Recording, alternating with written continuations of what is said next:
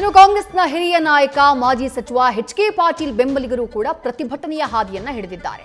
ಕಾಂಗ್ರೆಸ್ನ ಹಿರಿಯ ನಾಯಕರಾಗಿರುವಂತಹ ಎಚ್.ಕೆ. ಪಾಟೀಲ್ ಅವರು ಎರಡನೇ ಪಟ್ಟಿಯಲ್ಲೂ ಕೂಡ ಸ್ಥಾನವನ್ನ ಪಡೆದಿಲ್ಲ. ಹಿರಿಯ ಸಂಸದೀಯ ಪಟು ಎಚ್.ಕೆ. ಪಾಟೀಲ್ ಅವರಿಗೆ ಅವಕಾಶ ಮಿಸ್ ಆಗಿದ್ದಕ್ಕೆ ಗದಗದ ಹಳೆ ಡಿಸಿ ಸರ್ಕಲ್ ಬಳಿ ಕಾಂಗ್ರೆಸ್ ಕಾರ್ಯಕರ್ತರು ಆಕ್ರೋಶವನ್ನ ವ್ಯಕ್ತಪಡಿಸಿದ್ದಾರೆ. ಮಾನವ ಸರಪಳಿಯನ್ನ ನಿರ್ಮಿಸಿ ಬಸ್ ತಡೆಯುವುದಕ್ಕೆ ಯತ್ನ ಮಾಡಿದ್ದಾರೆ.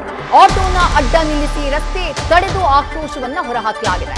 ನಗರಸಭೆಯ 12 ಕಾರ್ಯಕರ್ತರು ರಾಜೀನಾಮೆಗೆ ತೀರ್ಮಾನ ಮಾಡಿದ್ದಾರೆ. ಗದಗ ಡಿಸಿ ಸಿಎನ್ ಶ್ರೀಧರ್ ಅವರಿಗೂ ಕೂಡ ಈ ಬಗ್ಗೆ ಮನವಿಯನ್ನ ಸಲ್ಲಿಸಿದ್ದಾರೆ.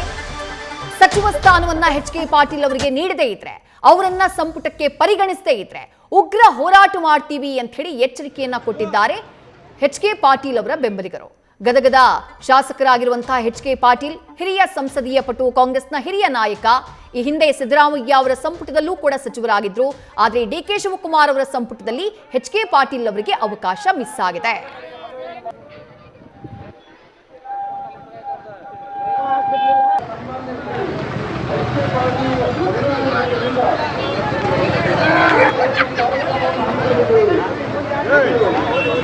ನಮ್ಮೆಲ್ಲರನ್ನು ಹಾಗೂ ಗದಗ ಜಿಲ್ಲೆಯನ್ನು ಎತ್ತಿಡುವಂತ ಕೆಲಸ ರಾಜ್ಯ ಸರ್ಕಾರ ಮಾಡೇ ಮಾಡ್ತಿದ್ದಂತ ನಮಗೆ ಅಂತ ಇಲ್ಲವಾದಲ್ಲಿ ಇನ್ನೂ ಮುಂದಿನ ದಿನಮಾನಗಳಲ್ಲಿ ಇನ್ನೂ ಉಗ್ರ ಹೋರಾಟವನ್ನು ನಾವು ಕಾಂಗ್ರೆಸ್ ಪಕ್ಷದವರು ಎಚ್.ಕೆ. ಪಾಟೀಲ್ ಒಂದು ಅಭಿಮಾನಿ ಭಾಗದ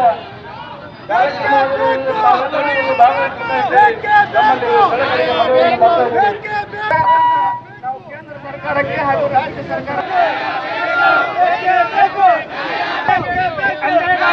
ನಾಯಕರಿಗೆ ಎಚ್.ಕೆ. ಪಾಟೀಲ್ ಸಾಹೇಬರಿಗೆ ಅನ್ಯಾಯ ಮಾಡಿದಂತ ಗಾಯಕರಿಗೆ ಪ್ರಬುದ್ಧ ರಾಜಕಾರಣಿಯಾದಂತ ಎಚ್.ಕೆ. ಪಾಟೀಲ್ರಿಗೆ ಎಚ್.ಕೆ. ಪಾಟೀಲ್ರಿಗೆ